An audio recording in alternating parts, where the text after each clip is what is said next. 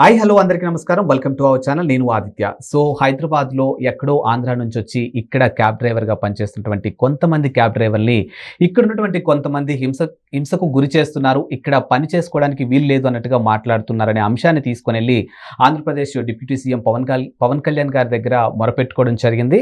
So మరి దీన్ని రాజకీయ కుట్రగా చూడొచ్చా? లేకపోతే మరే విధంగా చూడొచ్చు అనే అంశం గురించి తెలుసుకునే ప్రయత్నం చేద్దాం. సో ప్రస్తుతానికి మనతో పాటు స్టూడియోలో ఉన్నారు ప్రముఖ సీనియర్ జర్నలిస్టు సిఎస్ రావు గారు. సో వారిని అడిగి తెలుసుకుందాం. సార్ నమస్కారం సార్. నమస్తే సార్. ఇప్పుడు చూసుకుంటే ఎక్కడెక్కడి నుంచో వచ్చి హైదరాబాద్లో బ్రతుకుతూ ఉంటారు. సాఫ్ట్వేర్లు అవ్వచ్చు, హార్డ్వేర్లు అవ్వచ్చు, డిఫరెంట్ సెక్టర్స్ అంతా ఇక్కడికి వచ్చి పనిచేస్తూ ఉంటారు. సో ఒక ఎగ్జాంపుల్గా చూసుకుంటే ప్రస్తుతానికి ఒక అంశం నడుస్తుందన్నమాట. క్యాబ్ డ్రైవర్స్ వీళ్ళని ఇక్కడ చాలామంది ఇబ్బంది పెడుతున్నారు. సో మీరు ఇక్కడ ఉండడానికి వీల్లేదు, మీ క్యాబ్లు తగలపెట్టేస్తాం, మిమ్మల్ని చంపేస్తాం, ఇలాంటి బెదిరింపులకి లోన్ చేస్తున్నారు అనే ఒక అంశం తీసుకెళ్ళి ఇక్కడ డ్రైవర్లు ఆంధ్రప్రదేశ్ డిప్యూటీ సీఎం పవన్ కళ్యాణ్ గారి దగ్గర మొరపెట్టుకున్నారు. సో మరి దీన్ని ఏ కోణంలో చూడొచ్చు అసలు మనం? ఇప్పుడు వాళ్ళు ఆంధ్రప్రదేశ్లోని డిప్యూటీ సీఎం దగ్గరికి వెళ్ళి మొరపెట్టుకున్నారు అని అంటే డెఫినెట్గా అది సీరియస్ ఇష్యూ అయితే అయి ఉంటుంది. లేదంటే ఏమీ లేకుండా అయితే వాళ్ళు వెళ్ళి అక్కడ భయపడుతూ మాట్లాడాల్సినటువంటి అవసరం లేదు కదా. ఎప్పటి నుంచో హైదరాబాద్లో ఉమ్మడి రాజధానిగా 2014 నుంచి ఉంది కాబట్టి వాళ్ళు క్యాబ్ డ్రైవర్లుగా ఇక్కడ ఉపాధి పొందుతూ ఉన్నారు.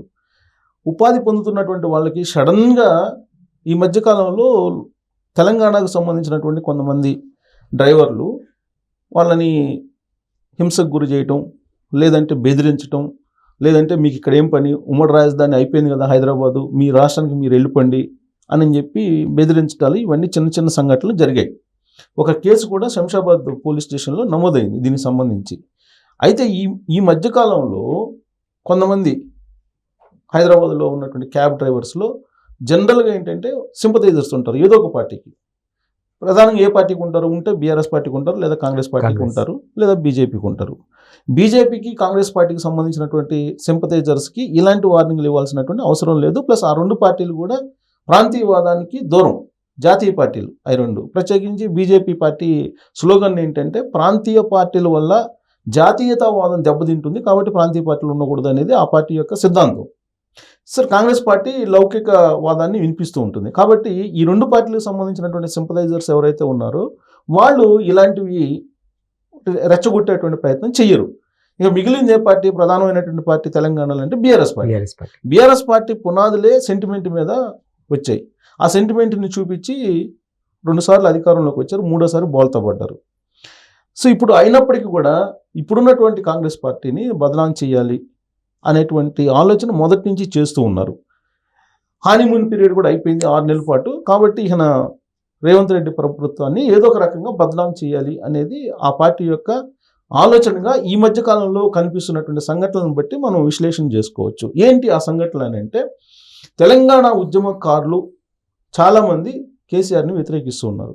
వ్యతిరేకించడం కారణంగానే 2023 అసెంబ్లీ ఎన్నికల్లో ఓడిపోయారు. 2024 లోక్సభ ఎన్నికల్లో బీఆర్ఎస్ పార్టీకి 16% మాత్రం ఓట్ బ్యాంక్ పరిమితం అయ్యింది. సో దీంతో బీఆర్ఎస్ పార్టీ బలహీనపడింది అని చెప్పి క్లియర్గా అర్థమైంది. ఆ పార్టీకి సంబంధించినటువంటి కీలకమైనటువంటి లీడర్లు ఏం చేశారంటే, పార్టీ మళ్ళీ బలోపేతం కావాలన్నా లేదా పార్టీ మనుగడ సాగించాలన్నా ఖచ్చితంగా ఏదో ఒక ఇష్యూస్ అయితే కావాలి. దాంట్లో భాగంగా ఈ మధ్యకాలంలో ఏం తీసుకొచ్చారు, హాస్పిటల్స్లో నిరాహార దీక్ష చేయించారు నిరుద్యోగుల చేత.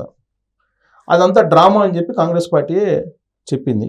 అలాగే ఉద్యమకారులు కూడా కొంతమంది బయటకు వచ్చేసి యూనివర్సిటీలకు సంబంధించిన కొంతమంది యువతను సమీకరించి వాళ్ళకి నిధులను ఇచ్చి వాళ్ళ చేత ఈ ఉద్యమాలు చేయించేటువంటి ప్రయత్నం చేస్తున్నారు యూనివర్సిటీల్లో అని చెప్పి అసెంబ్లీలో కూడా కాంగ్రెస్ పార్టీకి సంబంధించినటువంటి ఎమ్మెల్యేలు ప్రస్తావించారు కూడా ఆ అంశాన్ని.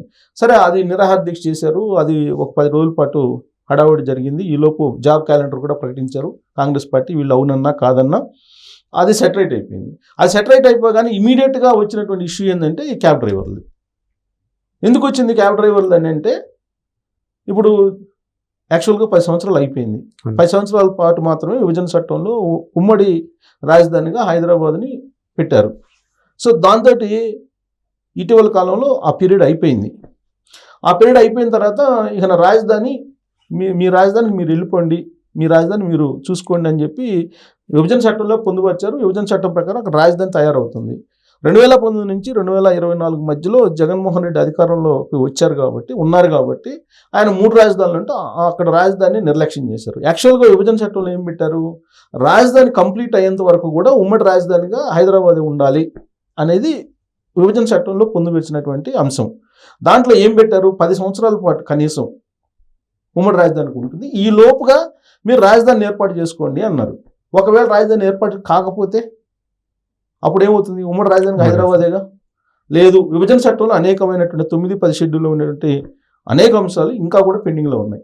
అవి ఇంకా పరిష్కారం అవి పరిష్కారం అయ్యేంత వరకు కూడా ఉమ్మడి రాజధానిగా హైదరాబాదు ఉండాలి అనేటువంటి వాదన ఆంధ్రప్రదేశ్లో ఉండేటువంటి కొంతమంది లీడర్లు డిమాండ్ చేశారు. ప్రత్యేకించి వైఎస్ఆర్ కాంగ్రెస్ పార్టీ వాళ్ళే డిమాండ్ చేశారు. సో ఆ డిమాండ్ చేసినటువంటి క్రమంలో ఇప్పుడు అక్కడేమో 2024 ఎన్నికల్లో కూటమి ప్రభుత్వం ఏర్పడింది. కేంద్రంలో కూటమి ప్రభుత్వం, రాష్ట్రంలో కూడా కూటమి ప్రభుత్వం ఏర్పడింది. సో చంద్రబాబు నాయుడు ఆడ అమరావతి రాజధాని వేగంగా నిర్మించడానికి ప్రయత్నాలు చేస్తూ ఉన్నారు. ఇక్కడ కూడా కొంత అవగాహనతో ఉన్నటువంటి లేదా జాతీయవాదంతో ఉన్నటువంటి పార్టీ ఏర్పడింది, కాంగ్రెస్ పార్టీ అధికారంలో ఉంది. కాబట్టి 2 రాష్ట్రాల మధ్య ఈ సెంటిమెంట్ అనేది పెద్దగా ఏం కనిపించట్లేదు. ఈ మధ్య అసలు సెంటిమెంట్ అనేది లేదు అనేటువంటి భావనకి వెళ్ళిపోయారు. ఉద్యమకారులు కూడా అనేక సందర్భాలు ఏం చెప్పారంటే భౌగోళికంగా విడిపోదాము, అన్నదమ్ముల మొదలు కలిసి ఉందాం అనేది వాళ్ళు చెప్పినటువంటి నినాదం. ఈవెన్ కేసీఆర్ కూడా అంతకుముందు అదే చెప్పారు. ఇప్పుడేంటి, సెంటిమెంటు మొత్తం బలహీనపడింది కాబట్టి ఇంకా రాజకీయ మనుగడ ఉండదు అనేది బీఆర్ఎస్ పార్టీకి సంబంధించిన కీలక లీడర్లకు అర్థమైపోయింది. సో ఏదో ఒక రకంగా సెంటిమెంట్ని క్రియేట్ చేయాలి. క్రియేట్ చేసేటువంటి క్రమంలో ఈ మధ్యకాలంలో 2 ముఖ్యమంత్రులు కలిసినప్పుడు అడుగు మళ్ళీ చంద్రబాబు నాయుడు వచ్చేసాడు, ఆంధ్ర వాళ్ళ పాలన వస్తుంది, రేవంత్ రెడ్డి చంద్రబాబు నాయుడు శిష్యుడు, వాళ్ళిద్దరు ఒకటయ్యారు, 2 రాష్ట్రాలను కలిపేస్తారు, ఇలాంటివన్నీ పుట్టించారు. ఆ తర్వాత ఇప్పుడేంటి, ఈ ప్రజల మధ్యలో కొంత అన్సర్టనిటీ క్రియేట్ చేసి ప్రజల నుంచే మళ్ళా సెంటిమెంట్ని క్రియేట్ చేయాలనేటువంటి ప్రయత్నం చేస్తూ ఉన్నారు. దీంట్లో భాగంగా అటు వైఎస్ఆర్ కాంగ్రెస్ పార్టీ, ఇటు బీఆర్ఎస్ పార్టీ రెండూ కూడా ఒకే పందాలో ఆలోచిస్తున్నట్టు కనిపిస్తుంది ఇటీవల కాలంలో జరుగుతున్న పరిణామాలను చూస్తే.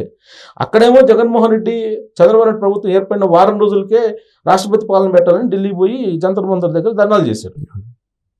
ఇక్కడేంటి, ఇప్పుడు క్యాబ్ డ్రైవర్లను రెచ్చగొట్టడం ద్వారా ఇక్కడ మళ్ళీ సెంటిమెంట్ని క్రియేట్ చేసి ఇక్కడేదో అన్సర్టనిటీ, అనిశ్చితమైనటువంటి పరిస్థితి ఉంది రాష్ట్రంలో, రూల్ ఆఫ్ లా లేదు, భద్రత లేదు అనేటువంటి ఒక వాతావరణాన్ని క్రియేట్ చేసే ప్రయత్నం ఇక్కడ చేస్తున్నట్టు ఈ ఇన్సిడెంట్ దాకా మనకి అర్థమవుతుంది. ఇప్పుడు ఎప్పుడు లేనటువంటి ఈ వివాదం ఇప్పుడు రావాల్సిన అవసరం ఏంది, ఇప్పుడు క్యాబ్ డ్రైవర్లు కొంతమంది వీడియోలు పెట్టారు, అసలు వాళ్ళని అరెస్ట్ చేసి విచారించాలి, అసలు మీరు ఎవరు, ఎందుకు పెట్టారు ఈ వీడియోలు, పెట్టాల్సిన అవసరం ఏముంది అని కానీ విచారిస్తే దాని మూలాలు బయటపడతాయి. ఇప్పుడు కొంతమంది క్యాబ్ డ్రైవర్లు ఏమి వీడియోస్ సర్క్యులేట్ చేస్తున్నారంటే సోషల్ మీడియాలో, మీరు ఆంధ్రాకు సంబంధించినటువంటి క్యాబ్స్ హైదరాబాద్లో ఎక్కడ కనుపడినా కాల్ చేయండి అని చెప్తున్నారు వీడియోలు. ఆ వీడియోలు ఇప్పుడు సర్క్యులేట్ అవుతున్నాయి.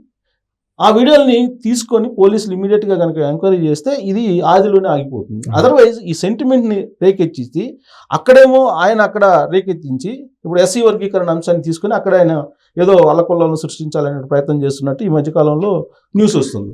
ఇక్కడ కూడా ఇలాంటి అంశాన్ని తీసుకొని ఇక్కడ అల్లకొల్లను సృష్టించాలి, గురు శిష్యులు చంద్రబాబు నాయుడు అలాగే రేవంత్ రెడ్డి వీళ్ళిద్దరూ చాతకాని పాలన కారణంగా ఇది జరుగుతుంది అనేటువంటి ఒక ఫోకస్ చేయాలనేది వైఎస్ఆర్ కాంగ్రెస్ పార్టీ అలాగే ఇక్కడ ఉన్నటువంటి బీఆర్ఎస్ ప్రయత్నం చేస్తున్నాయి అనేది రాజకీయ కోణం నుంచి ఆలోచిస్తే ఈ ఇన్సిడెంట్లు కనిపిస్తూ ఉన్నాయి.